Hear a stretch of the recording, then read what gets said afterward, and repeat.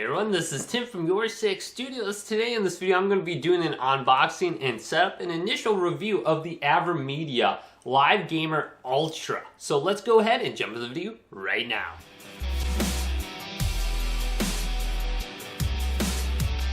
So I have used AverMedia capture cards in the past. This was just the AverMedia Capture HD, and I actually really enjoyed this one. So I decided to stay with AverMedia and upgrade to the Ultra. So this one does indeed have the 4K 60p pass-through, which will be nice for my PlayStation 4 or PlayStation 5 in the future, so I won't have to cut back on HDR, which is one of the reasons I decided to upgrade from my AverCapture HD. So this will allow you to record in 4K P30.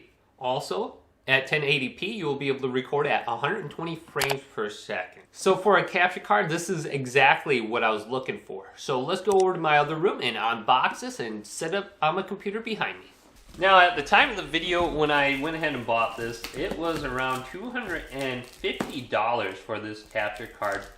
And maybe you can find it on sale when it gets a little bit cheaper, but if you're going to be playing the PlayStation 5 or the Xbox X series something, whatever they named it, you'll want a capture card that at least has an HDR pass-through.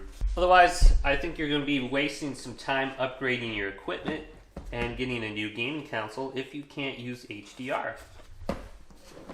Alright, so let's go ahead and open this up. AverMedia, okay.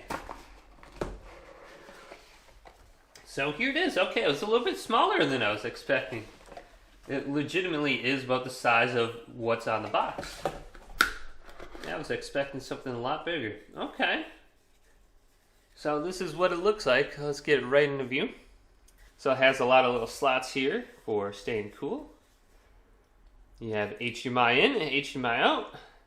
Then you just have a USB 3.1. Now, I don't see anything for like a headset in.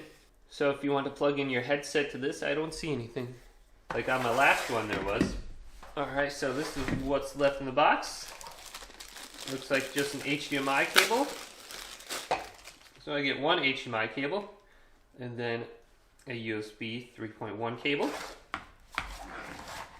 Anything else fun in the box? What is this? Power Direct product card key. I get Power Direct, and here is the quick guidebook. Pretty easy to set up. Put your HDMI in, HDMI out, and plug it into your computer. So let's go over to my computer and start trying this out and just see how it is. Alright, so I finally have the software up and running, and everything is working very well. I'm impressed with the HDR and how it looks compared to this screen. This screen on my left, actually the recording screen, looks a little bit sharper and crisper for some reason. I don't know why that is, but I wanted to do a comparison of the latency of the Live Gamer Ultra. I believe it's around 30 to 40 milliseconds, so it's like playing on like a television or a bigger screen TV. And I literally can play off the left screen and I can move around and the latency isn't that bad. So another thing that's good about this is the audio won't be delayed. So if you want to get your sound through your computer when you're playing and then just route everything else through your PlayStation 4, you can pretty much do that. Like you literally can just get the audio from the PC and then just have an external mic set up on your PlayStation 4 so you can talk to your buddies if they're not in Discord. And this is going to work wonders for me because I had to take the audio directly from my television and route it to my headphones. And I had to use an external microphone then on my PlayStation 4. So if I can get everything on the PC, it's going to make everything on OBS a lot easier. And just getting the audio will be a lot easier in general. And it will make talking in Discord a lot easier too. So I'm very happy with the latency in this. I wasn't expecting it to be this good, to the point where I can play off of just the live screen on my left here, just when I'm streaming or something. It's gonna be nice. So as you can see, the latency is pretty good. Both screens line up pretty evenly, I think. So if you are someone who is very, very picky about the latency, yeah, maybe this isn't the thing for you, but for me it's a huge upgrade over my last one where the audio was delayed at least a half a second to the point where it wasn't usable whatsoever. So I'm going to go ahead and dive into the software a little bit more and just take a quick peek. So getting the ReCentral 4 software is very easy. Just go ahead and open your quick guidebook and there will be a URL listed on the front page. Once you type that in, press enter and it'll get you to the downloads page. If it does not pop up immediately, type in GC553 into the search window and you should be able to find the recording software for the Live Gamer Ultra. So this is what it looks like, and I actually really like this. So here's the recording quality. I can go ahead and just do my own recording quality, and here are the different options. You can go all the way up to 4K if you have the option to on your device. So this is very nice. So these are all the different options for this, and then you have some presetting ones, default, optimal, and such right here. And if I go over to the right a little more, you can see I have an audio mixer, and then here is my volume out right here. So this is the audio mixer. This is what it kind of looks like. You can go ahead and uncheck mark this if you do not want to hear the playback devices, and that's kind of nice. And if you want to include HDR in your video clips, all you have to do is press this button. As you can see, it gets much richer in color. And if you go to the middle here to stream, you can add your favorite streaming platform like Twitch, YouTube, Facebook, and it makes everything very easy for you and convenient. You can even take a snapshot when you're streaming right here, make it full screen.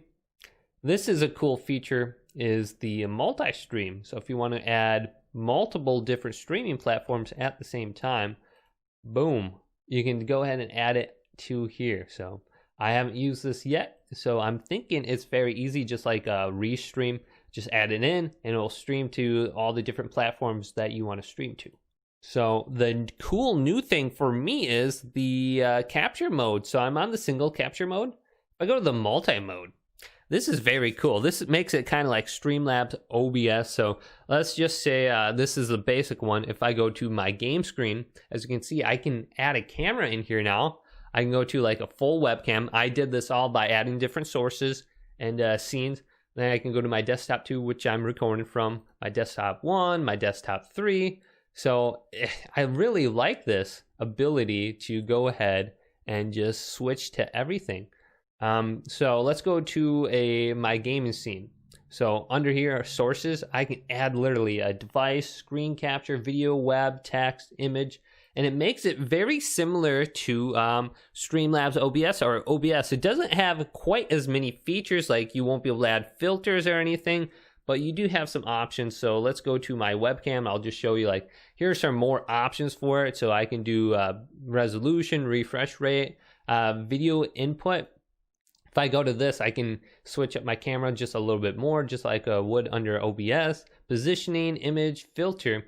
So I do have a filter for this, but the only thing I don't have a filter for that is kind of annoying is my microphone. If I want to add like noise gates and such for that, I do not see the option for that currently. I'm going to have to find like a plugin or something for that and then just route the sound to ReCentral if I ever want to stream directly from this. So, I mean, you literally can do that if you want to go ahead and set it like a beginning screen or away screen. I mean, it's very easy just to make new scenes. All you have to do is select a new scene, boom, add some sources to it, and you're good to go. And this will be a little bit nicer because I was having issues capturing just ReCentral in OBS. It seemed like there was a lot of issues. Maybe it's my setup, but it seemed like it crashed a lot. I had to restart the program multiple different times, and if I was doing this live, it would be really annoying. Another thing is if I make it full screen, well, then it takes up an entire screen. So I don't know if I'd like to do that. If I could just have this up and just have it like set to the side, that'd be a little bit nicer. We'll see. I might be using the ReCentral for a little bit more than OBS just because it has a lot more features to it now. And I kind of like that. So if I go up to settings now, here are the different settings, just the recording path if I want to enable VSync, shortcuts, here are my shortcuts, profile management, and about. So I mean, there's not too many settings in here. I'd like a little bit more. You can do a performance test, see how good your device is. As you can see, I can stream, or I can record at 4K at 30 frames per second with my connection right now. And then if I go to HDCP, and the other option is up here is media share. So overall, I'd say I'm pretty happy with the software, to be honest. I didn't expect it to have as many features. If this video did indeed help you out though, go ahead and leave this video a thumbs up and subscribe to my channel down below for more tech help videos coming up next on YourSixStudios.